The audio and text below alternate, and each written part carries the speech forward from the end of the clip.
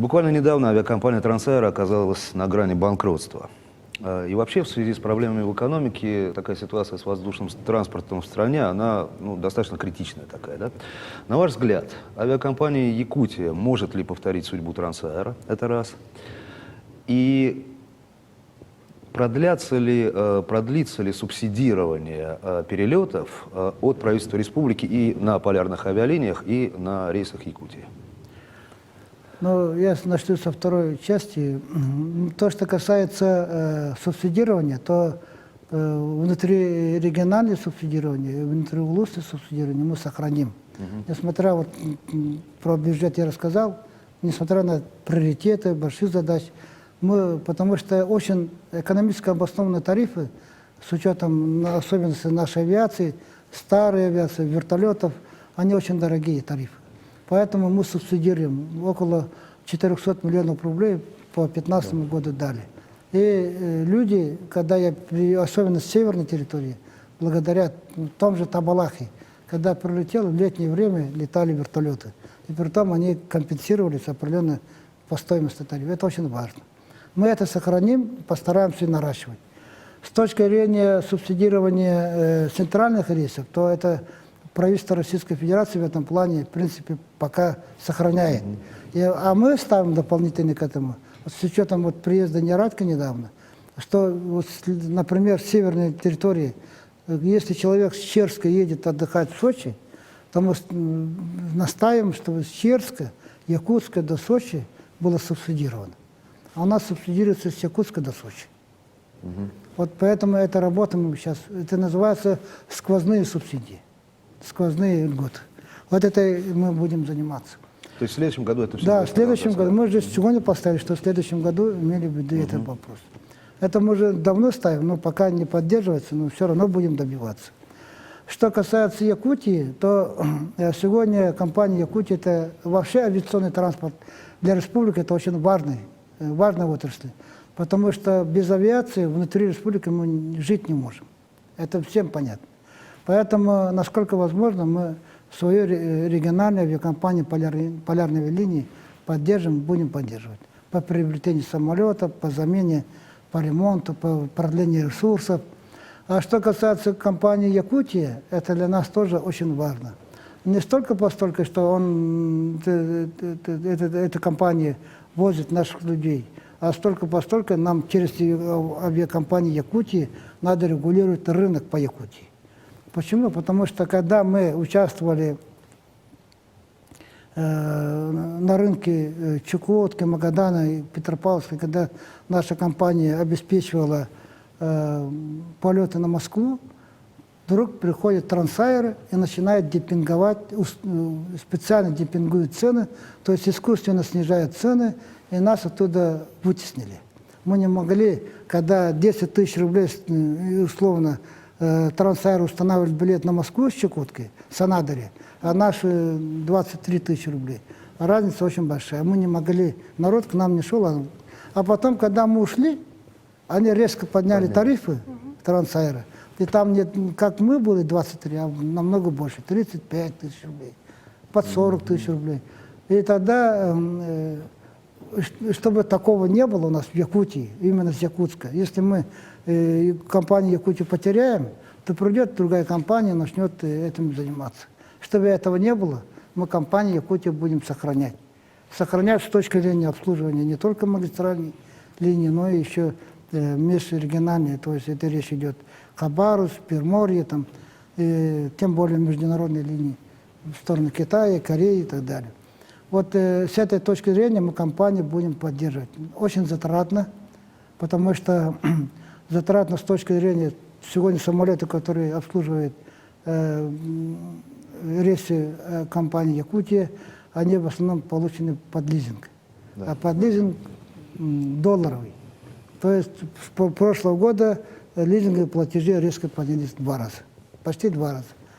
Ну и с другой стороны, мы должны сделать так, чтобы компания укрепилась. У нее нет основных средств.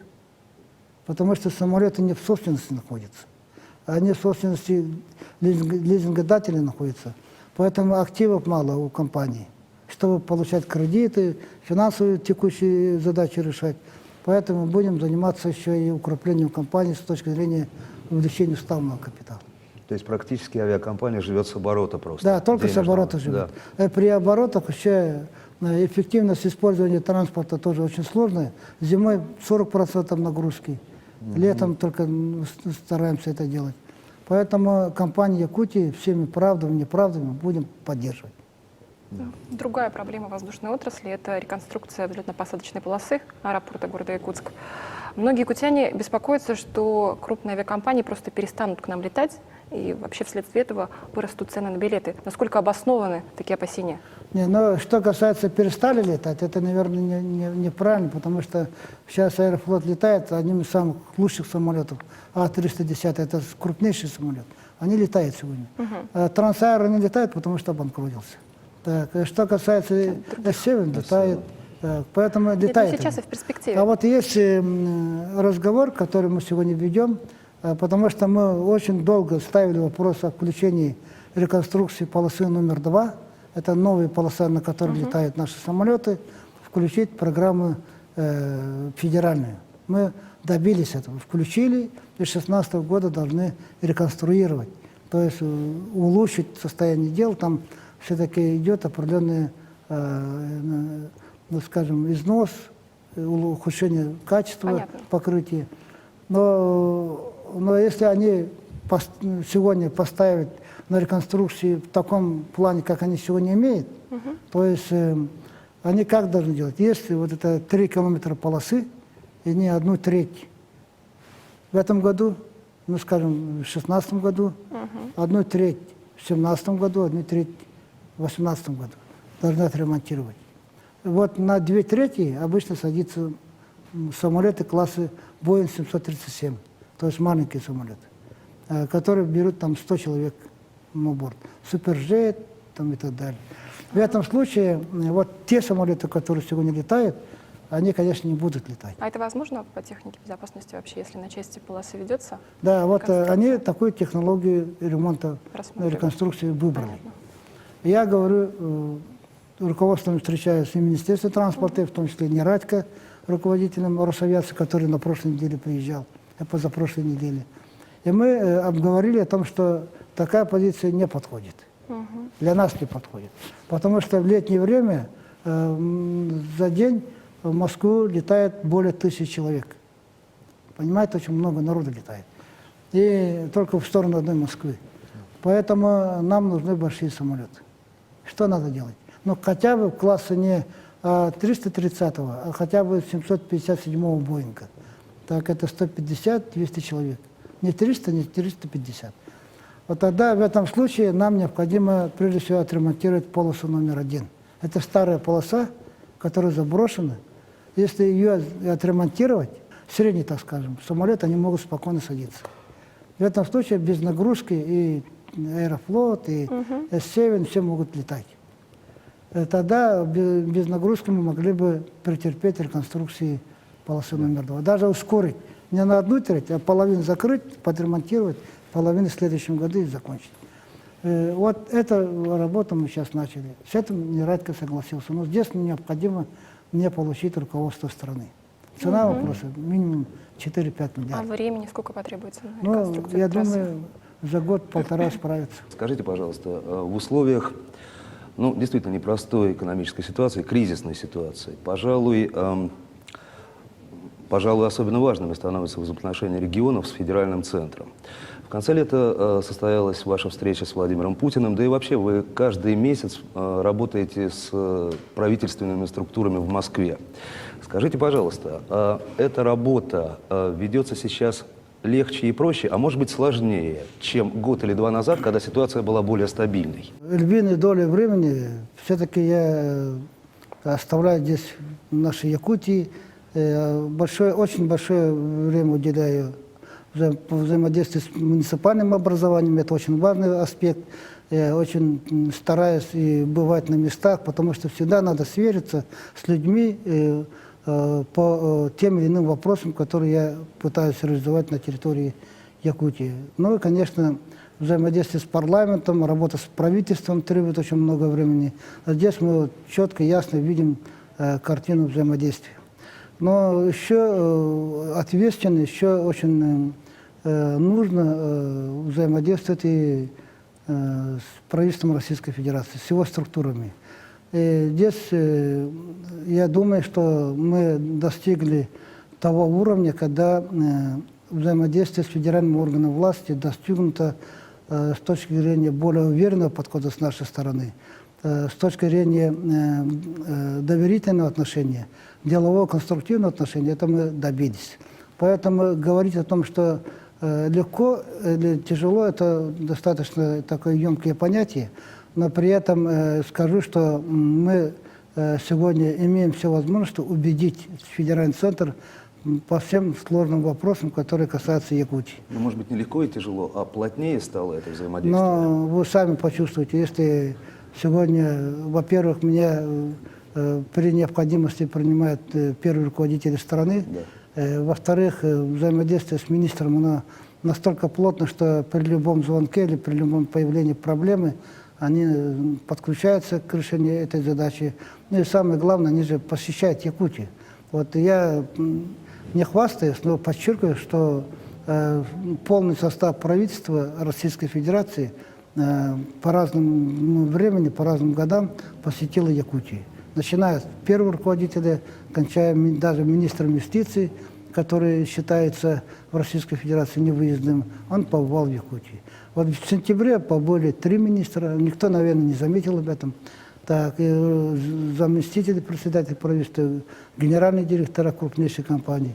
Но это такая обычная повседневная работа, без рекламы, без ничего, потому что это важно для субъекта, это важно для решения проблем, которые есть у нас в республике.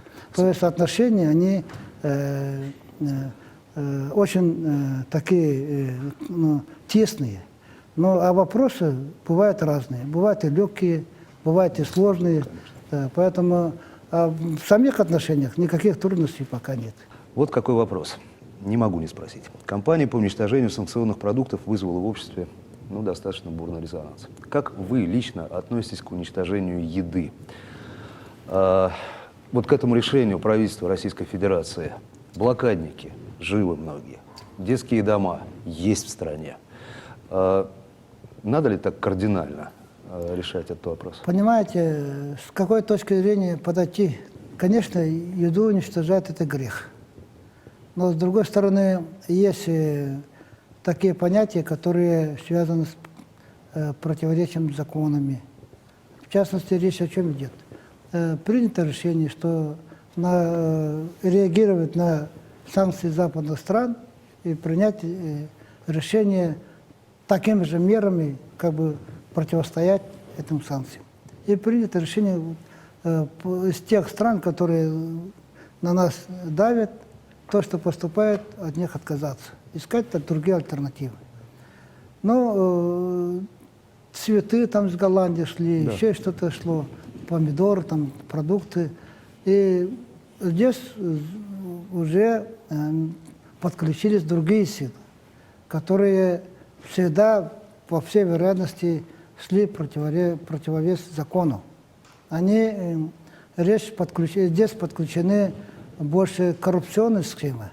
То есть они привозят, нам говорят, что это кетчуп или это продукция из стран, скажем, Ближнего Востока, с которыми у нас вроде отношения нормальные.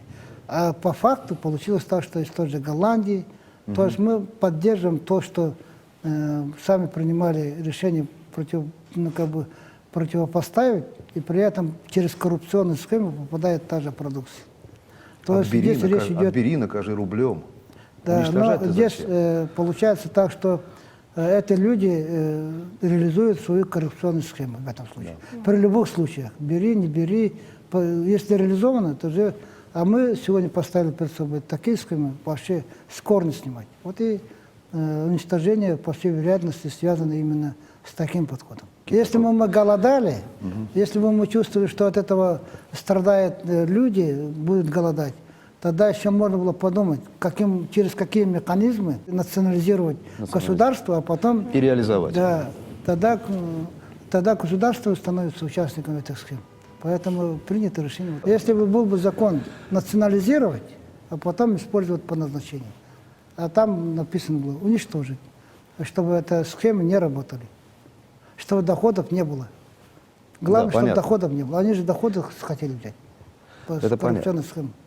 А вот недавно довелось слышать такое выражение «поддельный фарш». Это все в рамках, собственно, санкций и контрсанкций. А вообще, как вы относитесь к такому наклеиванию ярлыков? Вот поддельный фарш у них там, да? Ну как может быть поддельный фарш? Ну, здесь надо разбираться по конкретным случаям, где поддельный, где не поддельный. А то, что касается накачивания всякими химикатами, это факт. Бывает.